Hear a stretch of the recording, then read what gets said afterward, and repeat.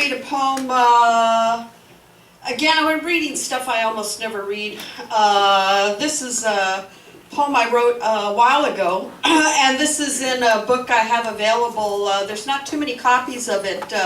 Drive, the first quartet. It's 5 books in one, bound in a hard copy. It's like a literary pentateuch. So there's one copy available. And this is a long poem on the poet coming of age. This is a poem about being 17 and meeting the writer Jim Harrison and whomever that boy was with him in the Greyhound bus depot. On the poet coming of age for Jim Harrison. There was this poet with Sartre's wandering eye. He was cool. I was a street kid, a moving sheet of ice, a flow, a cipher. No moon, the street lamps aired a golden sulphur, gilded my skin and the satin skirt I was naked under, swept moon shells of light through the glassed asphalt. 17 and nobody's girl, 96 pounds of bad burning, the midnight Vario oil lit a ticking flint.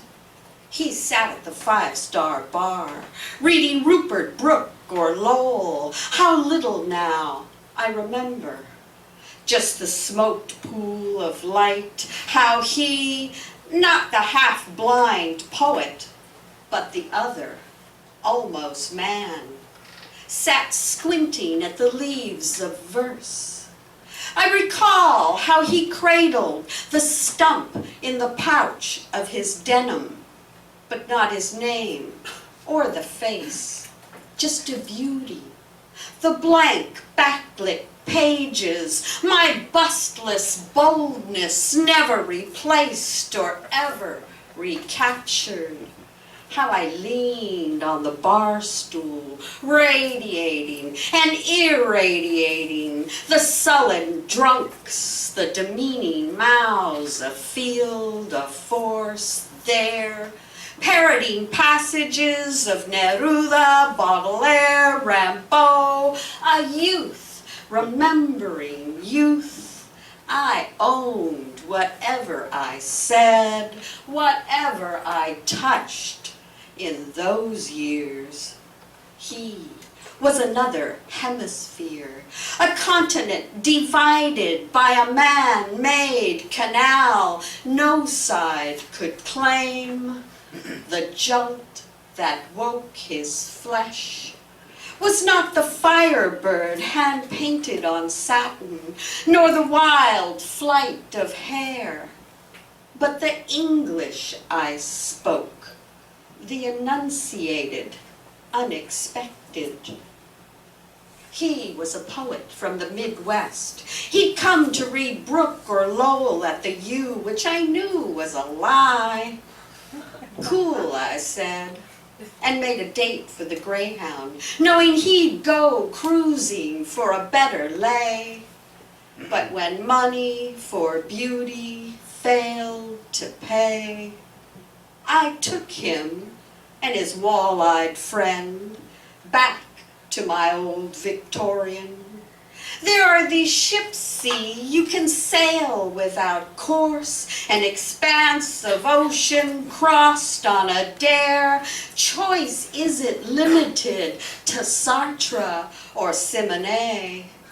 It's a game the poor play, the wit's end. It was a game, outguessing, out-reciting, outsmarting the legitimate, and the boy I took to bed was sexed. When he undressed my defeated city, he took what could have been a fist from his pocket, the stump glowing milk in the smoking light, his gnawed-off paw. When I touched it, he was soft, thin, a woman in a man, a girl could love. He put it out of sight. If thine hand offend thee, if thine heart deny thee, and with a tenderness for an absence I both felt and did not, I made him rise, swell, cliff, sail, fucking poets. He breathed in the candle dark as I tunneled in all ways that can be taken, whispered, multi-pieced, lean as pricked goose meat. In the morning, the poet left by cab. I walked him to the bus, barefoot through the glass and winowed streets. The other left a poem about Mexicans, depots, and the sullen poor. All gone. I read it and researched my 17 hungered years in the mirror, and I dare it to say it. I am a poet.